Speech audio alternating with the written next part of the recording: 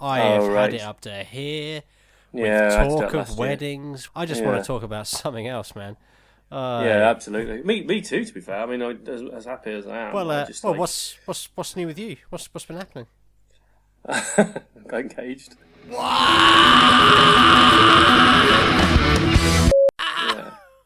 Yeah. But I won't talk about that. I don't know if you could tell my voice is a bit sort of Tom Waits. My head is a spinning round. It's not even like Tom Waits, but I wish.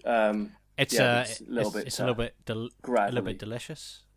Yeah, a little bit delicious. Mm-hmm. The BrewDog definitely helped me yesterday to forget about it. You like a bit of that, eh? But, a bit of that. Can you hear what this is? Can you hear that? Yeah, I can hear it. What does it sound like to you?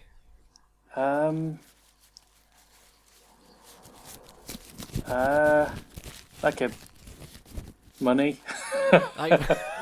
You're such a pimp. No, it's not money. It's my pimping days. Still remember, this is still me. So money, no. Well, you know me as well. So. Okay, I'll describe it to you. What was rustling? I'll give it away straight away. It was brown paper. That's right, brown paper. But hang on, wait for it. Tied at the top of the brown paper was a piece of string. I have it here. Piece of string. I'm rubbing it there. I think people at home can hear that. Okay, there's a bit of string on the microphone. Taking it off in the way that a stripper might take off her clothes. Ba-da-da-da. Oh, string. Ba-da-da-ba. Bit of string. Ba-da-da-ba. You're welcome. Throw that away. Throw that on the desk. So we're still left with the brown paper mystery. Let me just take that out. Oh, what's this? Oh, I didn't mention there's some symbols written on the paper. Okay. One says a picture of a penguin. The other says 32%. That's right, Chris. It's a bottle of tactical nuclear penguin from BrewDog. 32% of deliciousness, ice cold, on my desk, in front of me with a fancy BrewDog glass. Chris, this is the podcast I choose to drink this on, and I'm just going to open it up right now. Hang on, here it comes. That's 32%. It's a special occasion. It's a special occasion. I'm just going to pop this. Well, I'm not drinking anything so good, but, I'm not even say what I'm drinking. I had the same problem on the last show where I made a big thing about opening a bottle, and it's really difficult to open these. Hang on. Yeah, I'm just gonna ignore what I'm drinking. I'm doing that thing old people do, where you get your t-shirt and you put it over your hand, you twist, and then you rotate the other way. Oh wow, this is impossible to open. We might have to break for half hour. Is that gonna be? No, that's fine. Just don't take your right out. Hang on. It's got one of those stupid champagne. Oh, you know how I feel about these stupid champagne. I'm going to drill into it. Hang on. It's not the done thing. Nope. Let me just grab a knife there. Oh, my dog's barking. Oh, but we can probably hear students outside, so I'm kind of. You got a student problem? Well, we live in a student street, so really, like we get it quite a lot. Like we're all like friends with them. Like I'm like the Van Wilder of the street. I can tell you some stories, man. Like I haven't planned any parties, but I don't know. I think they keep thinking I'm one of them. It's really weird. Like I just think because I'm the one person in the street that thinks they're really fun and doesn't mind them. Boom, bang goes the dot. I'm gonna have people sniff corks. I just licked mine. Oh, nice. That's like a yogurt thing, Chris. It's like a fruit corner, but sexier. It's going into a teku glass. Do you know why this is basically like fancy champagne for me? I don't know. You drink some fine liquid. I'm telling you now, this is a special occasion, Chris, because you are the one person I haven't told about what happened last night. Okay. So this is why I've got the fancy. All right. I've got the good shit. I feel like I need something better, like perhaps milk would be better than what I'm drinking. Give me a second. Hang on.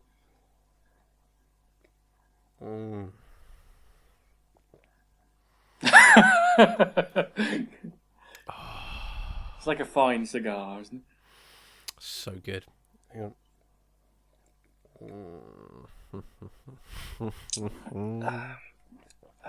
That is the best. Do you know what?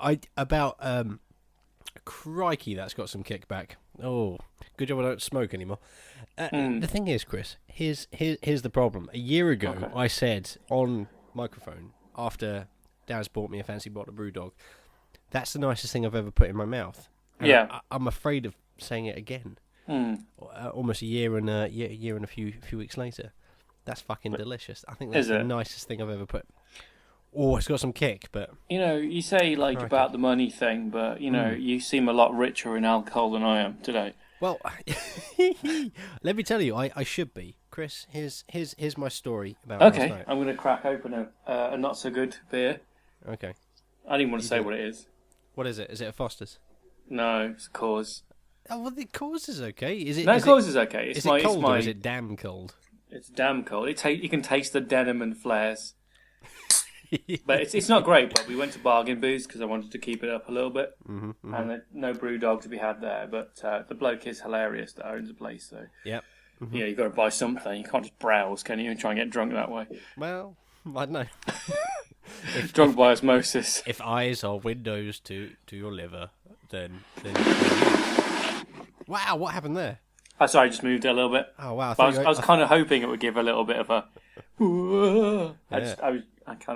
I thought you opened a Stargate. That's what it was. Well, yeah, I'm still working on that. Obviously, that's in the spare room. Well, that's why I was so excited. Yeah. Chris, let me get the. Go on, cool. No, it's okay. I'm just very excited, and I warned you this would probably happen because I kind of had a feeling something exciting would happen. For some reason, I expected something from yesterday, and I was I was in bed with Kylie yesterday. I thought something's happened, something good. Yeah. Honestly, I'm not joking. She will vouch for it because Yeah. I looked at my phone and thought maybe I'll get a message or something. Was it my status update at gone 1 o'clock in the morning that said, "Tonight, Matthew, my name is Steve." It was. I just had a feeling. I don't think I saw that, to be honest. Okay. But tell me, that tells you the whole story right there. Doesn't Okay. it? Doesn't that just sum up the whole thing? Well, you don't know the whole story, No. Chris.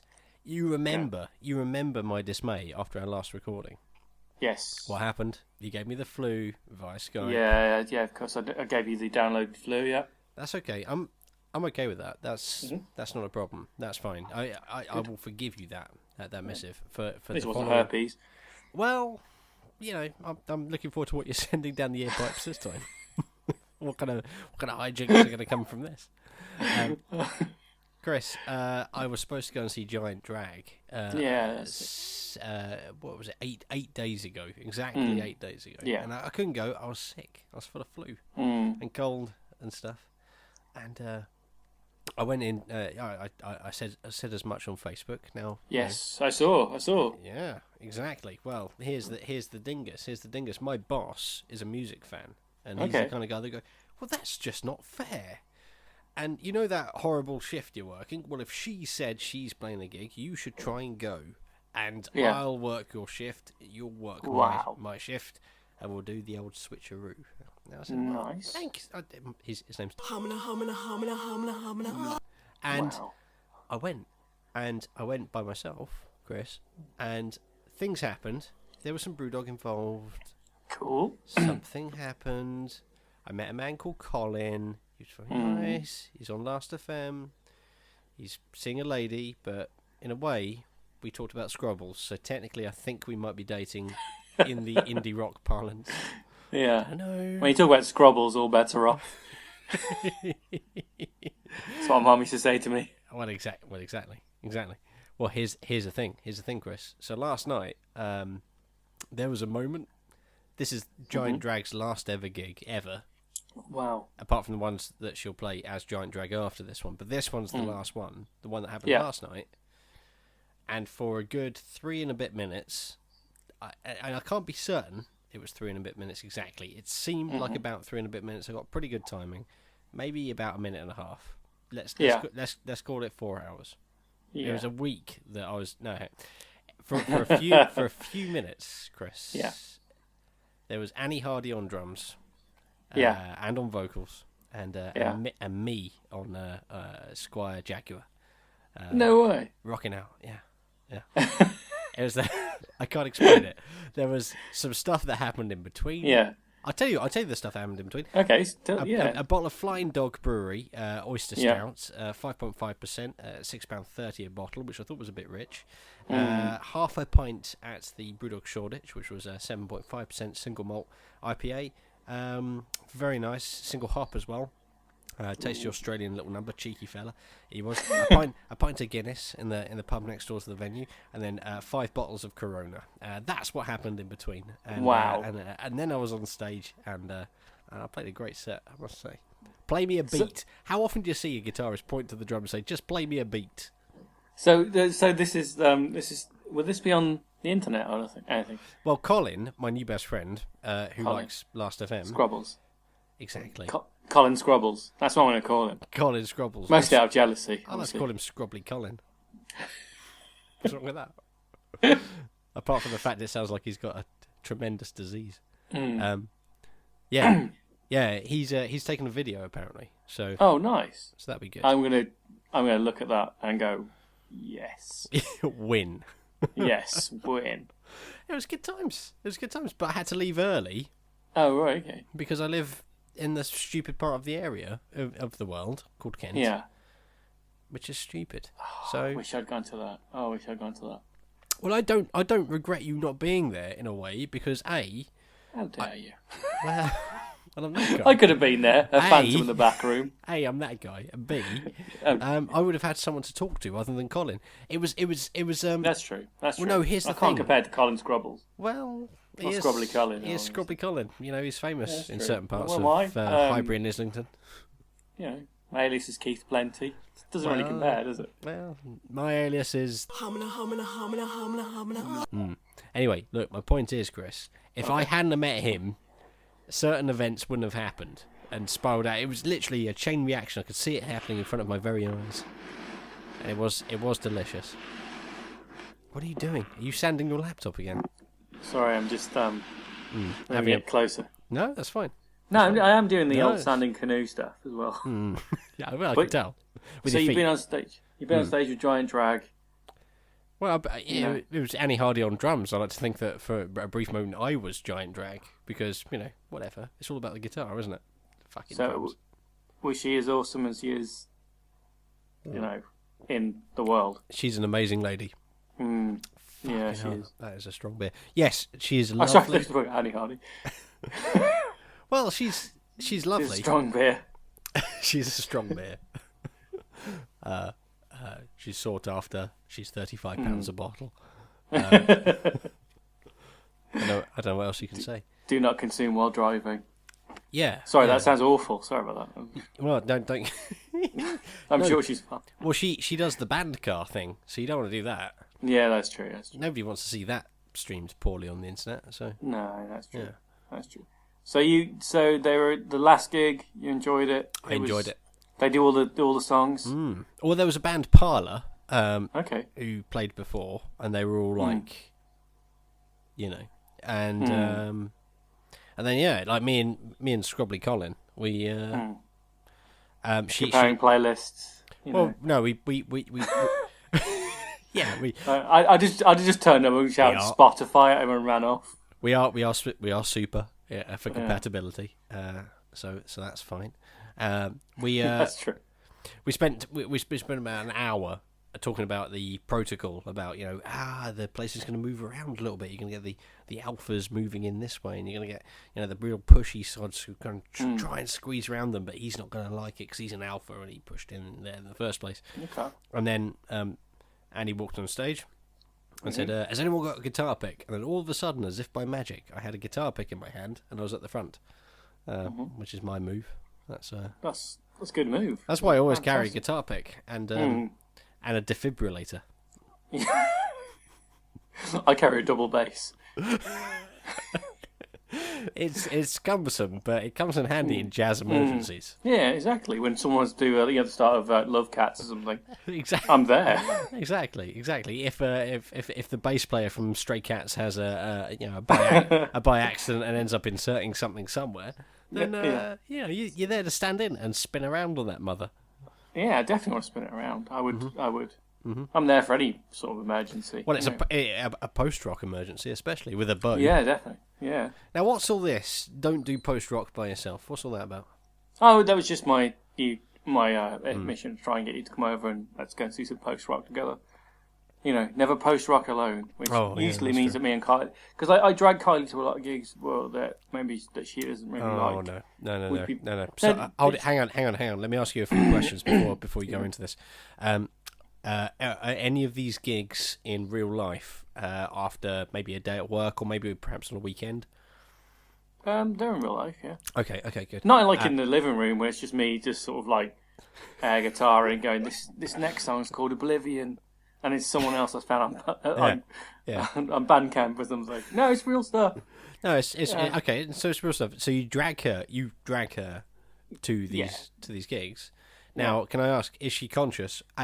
During the transport from the house? She's always conscious. She's always conscious. I can't stress that enough. So you've tried drugging her. The drugs don't work. In the words of she Richard likes Ashcroft, and so she likes it. Okay, good. She likes it, but she doesn't like it. But she don't like it. She don't like it. Extra friends. She's a lady. You can't take a lady to a post-rock gig. You just can't. Unless they're really odd. It's only odd ladies I've ever seen there. And trust me, I know some odd ladies that have been to post-rock gigs. And I've been with them in a crowd of people. They're all friends. And any of them listening right now, I'm not talking about you, but I'm totally talking about them, Chris.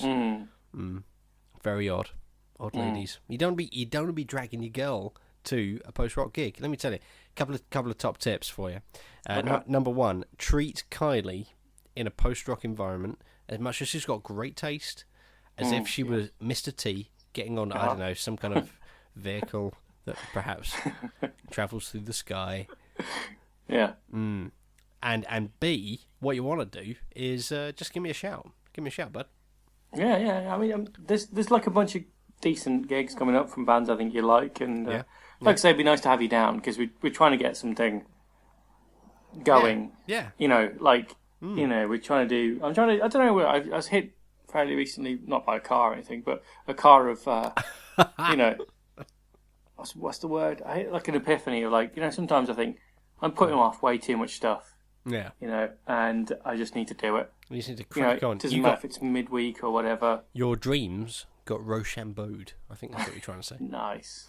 I like it. I want to put that on a t-shirt. But it's just like, that whole, if you don't take a risk, you get no reward and all that sort of stuff. Like, that happens with, films and stuff like that and things. It does. Yeah. And he got it from my brother, because, my brother, to give him huge credit, he was, I don't know if you saw on the internet and stuff, it's not a massive thing, it's not like a thing, but he's in it, I'm trying to make a film with some friends of mine from West Midlands. Yes, that's and right. He stepped up to be in it. It's like a fake documentary. And he was really nervous about doing it. And I saw the footage of him actually acting in it. It was really good. Really? And he said I was that close to giving up. He said, but I didn't want to have another story of I almost did this. I just thought that's a really good way of putting it. And that's what I'm trying to do. Is, you know what I mean? If you can do something you're really shit scared of, and think actually that wasn't too bad. I know that's really obvious. Chris, I'm not ignoring you. I am listening intently, but you might hear some rattling in the background. That's cool. I like it. I'm really sorry. Hang on. You're going all post rock. No, I'm just taking my pants off. Hang on. Hang on. It's like buckles. Oh. No, the problem is I'm an e-cigarette smoker. I'm a secret lemonade drinker. As you know, and it tastes like air coming through my filter. Now, is that a faulty batch, or B, I'm drinking 32% beer, and now all of a sudden flavour is not a thing that happens? It could be my tongue. Find out after the break. The time has come. Your friends will mock you. Your peers will disown you. Your life is meaningless. And what do you do? Badassers! Bromley Daz's badass badassery. Junction 10, M20. Tell your friends. Badassers!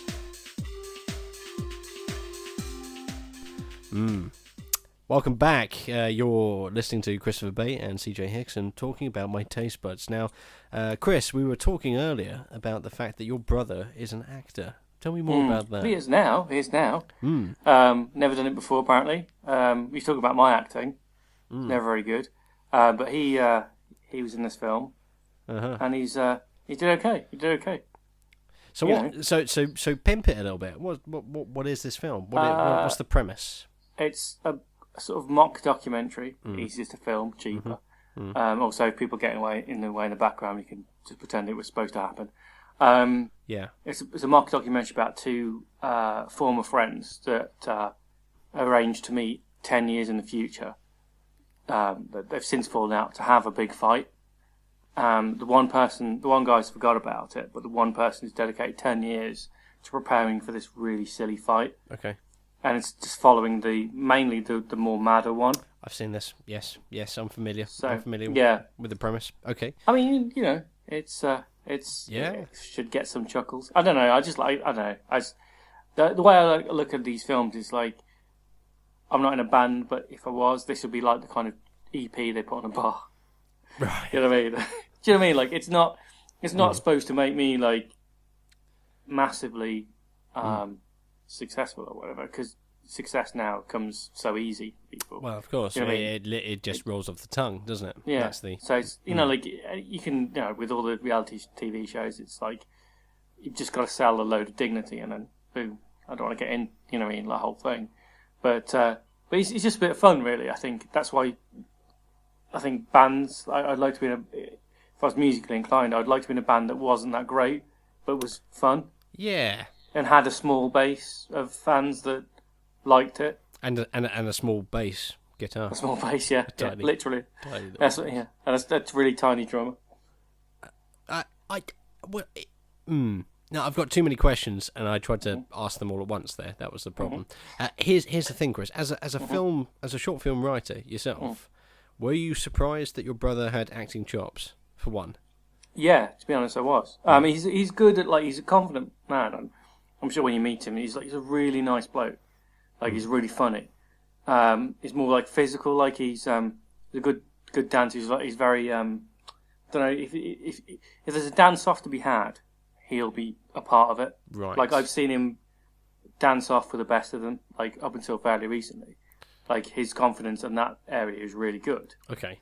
But he was really nervous about acting and stuff because he knew I'd done it and he didn't want to let me down. He was texting me a few times going, "Oh, I don't know if I could do this. I'm so sorry.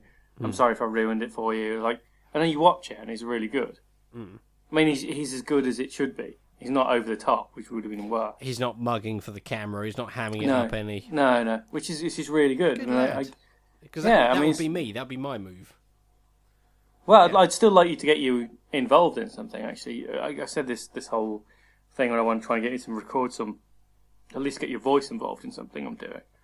Of course, I just need to get that down properly because I think the voice would be really good. Okay. Well, the short film I'm trying to do myself. That's my middle name now. The Voice. The Voice. C.J. the Voice Hixon. You're the voice. Try and understand it. Yeah. Yeah. Bend your head round this. Hello. Exactly. I just did that thing. I'm one of those drinkers. You've been drinking with me, Chris. You know what it's like. I finish a bottle of beer. I look at the bottom. I swirl it around a little bit, and I tip the last dregs out into my mouth before I accept that I'm ready for a new bottle. But when it comes to a £35 bottle of beer, I'll just drip to the last drop. Make sure I get every last drop. That's depressing in a way. In the same way, that's frugal and not wasteful at all. So, it's an appreciation. It's an art form. That's the thing. When you get the beer that good and that pricey, you've got to. You're going to keep the bottle though. Oh God, yeah! I've got a little collection. Yeah. I've got the bottle of Guinness that I got from St James's Gate with my name on it. Cool. Yeah. I got a Dog A. I got a something else, and that one I woke up to, went in my bag for something else, and discovered that in fact I'd bought something from Brewdog Shoreditch that I forgot I had on the train home. So there you go. I took some Adam, Kylie's brother, took he'll probably hate this actually because it's stealing. He took a glass from the one in Birmingham. No. Yeah, he did. Oh dear. I didn't know. I took some beer mats, but they were on the bar free. I felt so bad the first time I did that I literally said, "Hello, I'd like that." The person turned around, I grabbed a bunch and then stuck them up my sleeve, and it was obvious I had beer mats up my sleeve. And everybody looked at me and went, I like it.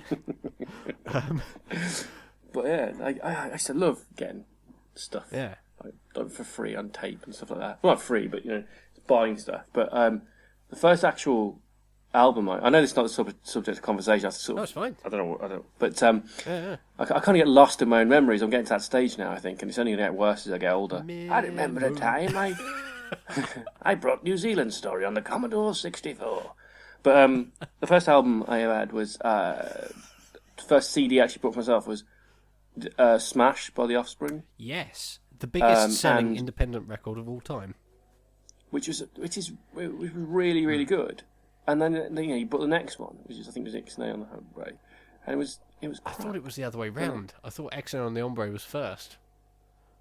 I think Smash. I Was think you first. might be right. I think you might be Because it didn't Ixnay on the thingy. It didn't have that Pretty Fly for a White Guy, No. which I thought was right. That was awful. Americana.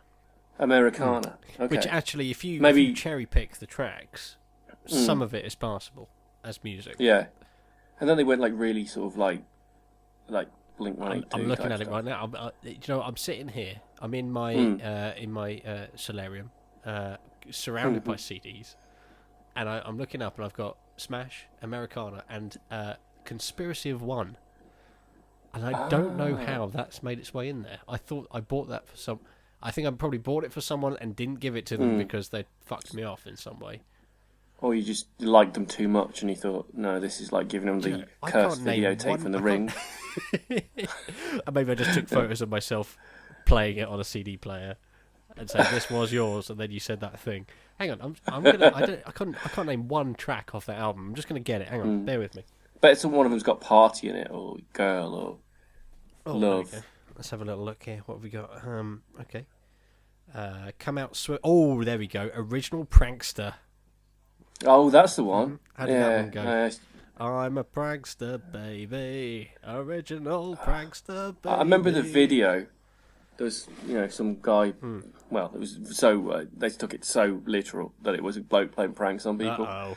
That's got a hidden yes. metaphor. Yeah. So we weren't expecting deep, were you? It's like, was that the year where Metallica did Saint Anger, or around that time? And they were I just still think, when was this? This was 2000. 2004. This was 2000. Yeah. So Oh, was this it? must have been kind of reload era with the Spunk and Blood front. Oh yeah. Here's an interesting point. I was thinking of this earlier. Yeah. Do you know how you get those albums that kind of influence your other purchases later on in life? Obviously, you've got your. I think there's so much crossover with one person and another. If I said to you, Chris, I'm thinking, I know you, I've met you, you're the kind of guy. I'm going to look at you and I'm going to say 2 albums, and I bet you've got them. In fact, I'll go one further. I'm going to say 3 albums, and I know you've got them. Okay. The first album is If You're Feeling Sinister by Ben and Sebastian. Right. Oh yeah. Got that. Yeah. The next album is Goo by Sonic Youth. Yes. You got that as well. And the next album is no, don't tell me. It's coming to me. It's coming to me. Figure 8 by Elliott Smith. Yes, Okay. definitely. And I know that about you, Chris, because I know what you like. But you see those other people and you think, you look like the kind of person that's got Conspiracy of One by The Offspring. Yeah. Tosser. Yeah. That's what you're thinking. You Yeah, think, oh God, yeah.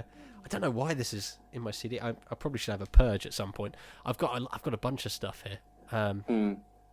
It's some of it is quite. It's not even shameful. It's more. I don't know how it happened. I've got 1,000 CDs here, Chris. I've only got 4 CDs now. I got rid of all of them. You've got those 3 I And, mentioned, plus the best of Bros. But I've got more like on digital. I've got them all on digital and stuff like that. And because I when we moved from Wolverhampton, I kind of just got rid of everything. I thought, I'll buy it all again.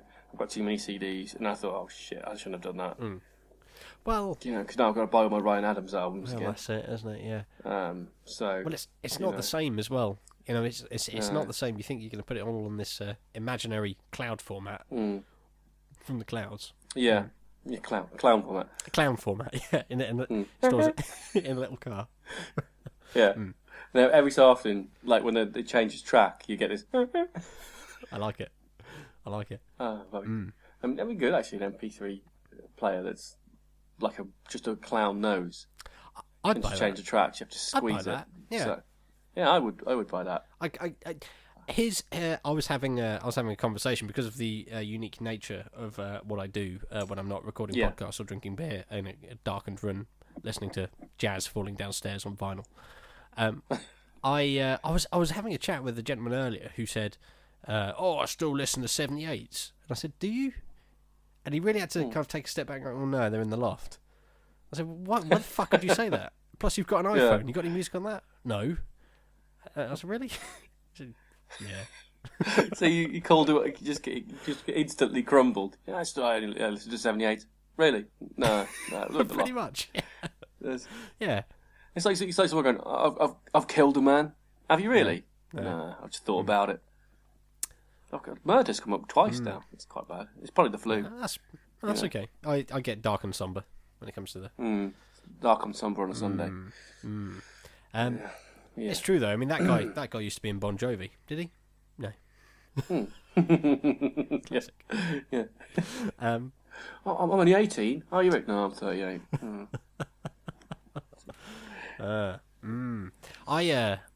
I saw an A-Team Mini today, which was a joy and a delight. It looked like the A-Team van, but it was a Mini Cooper. Oh right, okay. And they'd sprayed it up to look all fancy like the A-Team van. And I thought, A, fantastic, and B, you're never going to be able to sell that car to anybody other than me, who doesn't care about resale value, just wants to pretend to be Mr. T. I thought, yeah, that's Mr. CJ. Well, yeah, it's exactly. I pity the fool that's not driving this car. I'd have to change the thing. I think I'd probably have to try and tailor it, the catchphrase. So I feel sorry for the chap. Yeah, he doesn't want to get on that aerial device. I'm indifferent about you and your flying peccadillos. And just have beads instead of medallions. That's it. Well, not even beads. Just what. Drawn on. Just what. Here's the thing I was thinking earlier. My signature, when I'm out and about, is I wear the cut down shorts. I'm wearing a pair right now, Chris. As as is my want. I'm not wearing anything. Well, yeah, I kind of figured because you sound so relaxed. And at home. No, I'm mostly fully clothed. You're wearing 6 layers, aren't you? I'm wearing PJs. Batman PJs. Really? Holy rising hemlines! I can see that. I can see that. Comfy. And also I can, look at my legs and think these are crime fighting legs. Holy 10 toes! These legs are made for Sorry, crime I have fighting. no idea where I was going with that. I was, I mean, when people think of me, they think of two things. They think of my festival beanie, and they think of my cut down shorts. My festival beanie I do think of that. Is AOL. AOL? Is it AOL? AOL. What am I trying to say? Absent without leave. Absent. Oh, right, AWOL. AWOL. Yeah. Yeah. Oh, yeah. AWOL. I'll cut that out. I won't. I'll do it now, so I'll leave it. AWOL. That's a Jean-Claude Van Damme film. That's how I know what AWOL is. Really? AWOL. Yeah, he plays a guy that does roundhouse kicks. He plays Chuck Norris. Yeah, he plays a variation of Chuck Norris. Plays a beardless Chuck Norris. I can see that. Whose brother is killed in a drug deal gone wrong. Really? It's good. Yeah, and then he befriends a family. He does some roundhouse kicks, and then he wins something. Like most of his films. Yeah. Same thing. Yeah. He just roundhouse kicks people, and he wins the tournament or the Nobel Prize or whatever he's going for that time. But yeah, that's how I know what AWOL is. That's most of my knowledge is from films. Well, again, that's kind of going back to what I was saying. I mean, when you think of Jean-Claude Van Damme, you think of acid wash Levi's. Yeah, mullets. And those kind of not quite cowboy boots, but those ankle-length cowboy boots. And, and mullet. What about if someone was to make a film about your life, Chris? What would be the signatures? What would be the things that people would expect to see? I mean, in the character or just the actual tone, style? In everything, in the style and the tone of the film, but also more importantly in the character. Who is Christopher Bate in this film? Yeah, I'd imagine for some reason he'd wear tweed. Okay. I don't know why. Because I think Tweed's pretty good. I reckon if I was trying to make a film about me and I was trying to make it autobiographical, I would make some serious sort of overindulgences with the character. He'd be stunningly handsome, really good with women, and he would get like naked and have like a really long penis. Well, like The exact dragging- opposite of dragging everything. behind Yeah, him. yeah, just drag, just throw it at windmilling. Like at first glance, you think, "Oh, that guy's got a tail." Oh, wait a minute. Yeah, I'd love to make a film. Imagine if I was like someone and they made a film and they said, "Oh, I could make my own film about myself, like a kind of like an 8 Mile or something," you know. And I would have a bit the opening scene of getting out of bed all ripped and everything, and kissing his biceps, and then just sort of saying like "see you later" to a girl and sort of, like untangling his know. penis from around his ankles. Yeah, yeah. The one scene, one deleted scene, he does trip over his own penis at a job interview.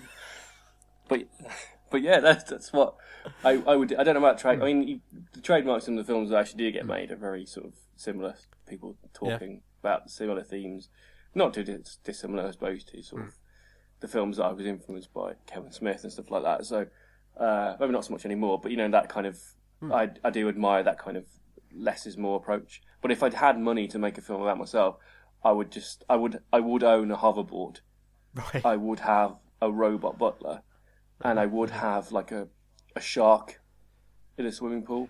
So we got hoverboard, robot butler, shark in the swimming pool. Shark. Yeah. And you know, when people see the character of Chris visually, what is the one thing that goes, yes, that's great. People that know you, take your brother for example. Your brother knows you. If he was to walk into a film and not know it was a film about your life, the robot butler comes out, gleep glorp, good morning, sir. Here, have a cup of tea. And I'll be like, no thanks, I'm enjoying a lovely Red Bull.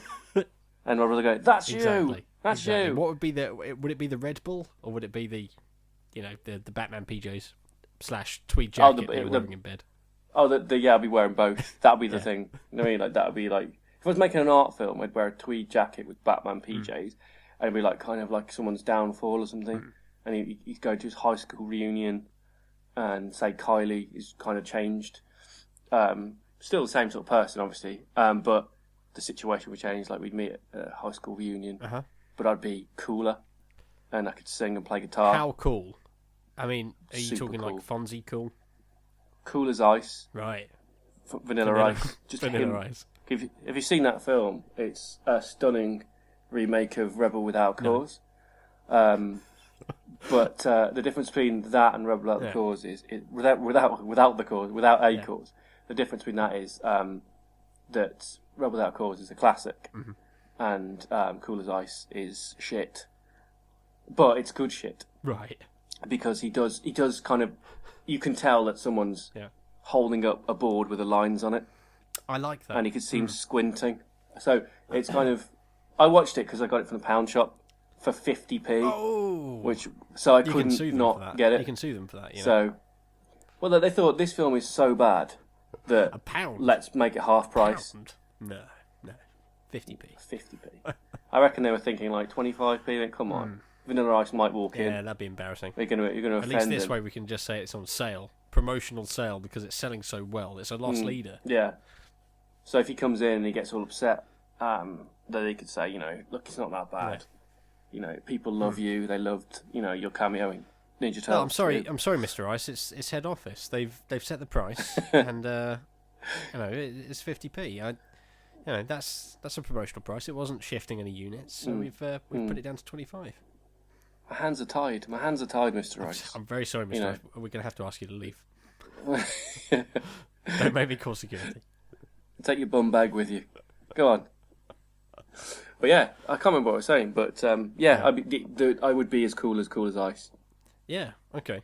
Or you know, Nicolas Cage in one of his because he's 50-50. Oh, Nick Cage, you mean isn't he? actor Nick Cage? The actor Nick Cage? Yeah. Who? Or Johnny Cage from Mortal Kombat. That'd be quite good. But Nick Cage more, I think. Johnny Cage. Who played him in the film Mortal Kombat? I It can't should have remember. been I know Nick it was- Cage. Should have been Nick Cage. Should have been Nick Cage. Nick Cage as Johnny Cage. That would have been really good. The tits. That would have been. That would have been. Did you, The film. No. Go on. I can't remember what I was going to say, to be honest. I was just thinking, I was going to talk about Games Master. Oh, okay. Yeah, that's fine. Yeah, because the first time I ever heard of that film, Mortal Kombat, they showed it on Games Master. Do you remember the late editions they used to do? Yes, where you had to, have the special thing on your VCR, so at the end you get all the cheats. Oh, that was Bad Influence. Really? It wasn't Games Master. Do you remember? Oh, they might have done it, but I think the first time I ever saw it was Bad Influence. And it was like, was it Data Scan or something like that? You had to record it and then be able to play Data it really Rush. slowly. Yeah. Because it would go through page at a time. Yeah, and it was always, because we had like a real shitty VHS, so like there'd always be lines across certain bits. Yeah. You know. I never had the thing. I had to pause it, and it would always be the wrong bit. Between. You have to cycle through it. Yeah, you have to cycle through it. And it was never worth it. But you felt you were, you're in tune with something. But yeah, Games Master. Bad Influence. Okay. You know. Dominic Diamond. Dominic Diamond. Yeah, and then it was Dexter Fletcher for one of the series. He said apparently his autobiography that he put out that he was the most depressed he's ever been when he presented Games Master. And most Dominic Diamond of the people that no, I think he loved it. Dexter Fletcher. I was going to say it. Dominic Diamond. That seems like, get to spend all day in a building with a roof. Probably get a lunch put on, free food. He's got to love that. Yeah, I mean, he Human must have loved company. that. He kept trying to bring it back, didn't he? So. What do you mean trying to bring it back? He's doing it right now, just by himself in a skip. Yeah. Occasional kids trying to give him a golden joystick. That sounds horrible, doesn't it? Really sounds wrong, doesn't it? Going to give you a Games Master golden joystick. Oh, you saucy bastard. This is going to come back to haunt you when all of the celebrities from the 70s. It is, honestly. Give it another, what? I guess if it's 70s now, it'll be another 15 years. Dominic Diamond. There we go. I know, that's gonna be horrible because people, that were surprised. I don't know why people were surprised about Jimmy Savile, to be honest. But like Rolf Harris, that's pretty weird. Yes, it is. That's a recent when you get to, yeah, I mean that's. I mean, I've heard some jokes about it, but I remember Tony Hart. I met him because he came to our school. I'm worried that he might have. I know he's dead. Yeah, but you're worried he might have. But yeah, yeah. We did try to kiss me, so I don't know. Can I say that? I'm joking. He didn't. On the morph did he try and kiss you, Chris? He broke it off. Never said to the word. No, I met him and Jenny Powell. And she tried to. What now? Well, I tried. She was very Jenny Powell popular. There's a running gag because you're not supposed to say things like this, but I'll say it anyway. There's a running gag that I always get Jenny Powell, Josie Darby, and who's the other one? June Sarpong. I get them all confused, and I do it legitimately because I just can't remember where I've seen them first and what they're famous for, other than being, ladies on television. Sounds like I'm making the other joke, but I'm honestly not. I just genuinely, I genuinely get them confused. She it's that thing where there was like there was loads of people. I used to get her confused with people as well. Annika Rice, I used to get her confused with someone else. Yep. Sarah Green, I used to get confused with Sarah Green. And who's the other one? Who's the one that was on How To? Not What's Her Chops? And she's on Carol yes, Vorderman. Not her. The other one. Who's the other one with the boy's haircut that was on afterwards? I get them all confused. This is my fear, Chris, is that one day, because the important work that I do, I'm going to be invited to some kind of events dinner. I'm going to turn up wearing nice clothes like this, my cut-down shorts, and some kind of podcasting T-shirt, probably, with a brewdog in hand, just the one, because it's for me. And I'm going to sit down, and there's going to be either June Sarpong, Josie Darby, or the other one next to me. And on the other side, there's going to be like... God, I don't know. Who's the girl that does the motor racing? That one. And and this will be my fear. I'll be eating and I'll be like, who the fuck? What is your name? I'll be sitting there going, are you the one from the motor racing? Were you on How To? Did you do Countdown? I don't fucking know, Chris. They're all the same to me. And I genuinely worry about stuff like this, man. Yeah, I mean, I imagine. I mean, I'm sure you'll be okay when it happens. Just keep calling mate, right, That's mate? What Loved you on that thing I saw you on. That's what I do in real life, though. I do. I genuinely call people, hey buddy, how's it going? Hey man, what's up? You know, I'm very kind of, yeah, hey dude. How are you? Yeah. You again? Happens all the fucking time, and all I can do is kind of grin until it clicks in that. Oh yes, Dad, that's your name. There it is. And you haven't seen me before. There we go. How long have we known each other? You know, years. Back. So we didn't meet at work. No, I'm your dad. Oh. My point is, Chris, is that this is a genuine thing that happens a lot, and I'm constantly terrified of people thinking I'm making the other joke or the other issue. Yeah. And you know that they're all, you know, let's take June Sarpong, Josie Darby, and the other one. Let's put them all in the same barrel together. What are they? They're ladies. What else are they? On television. That's right. I get my television personalities mixed up. Yeah. You know. That's true. You know, it could happen to anyone. It's embarrassing though, isn't it? You know. Yeah, but I don't really think you'll get a chance to meet them. I mean, if you saw June Sarpong always seems drunk to me anyway, so she probably wouldn't reckon. You probably could get away with that one with her. But, hello, you from the Liquid Inspiration. Well, yeah. it's the other thing as well. It's the audio side of things, because June Sarpong really could, as has been pointed out to me recently, easily be Macy Gray. So you know, that's true. There's the other problem there as well, because you know she isn't even, you know, a TV personality. She's a singer. Yeah, and that's even worse, because then you go, I really enjoyed you on that show about the thing. And she'll say, what show? And I'll be like, you know. And then she'll say something like, Studio 60 on the Sunset Strip.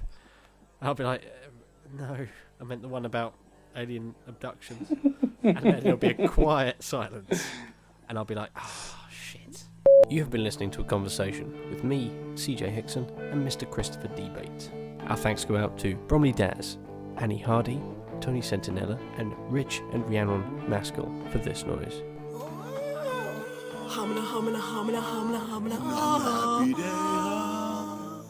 Spirit animal for this show is the A-Team, drinking all of our favourite drinks.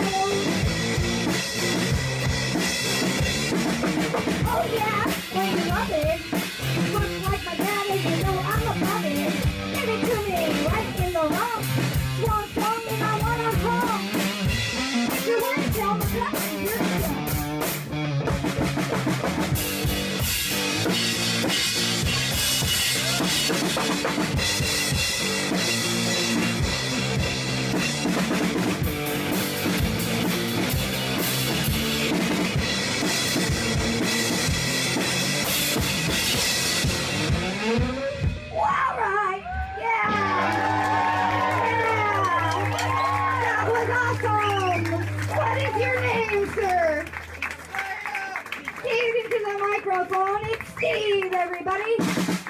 I don't know how to play Slayer. A person in the crowd who yells at.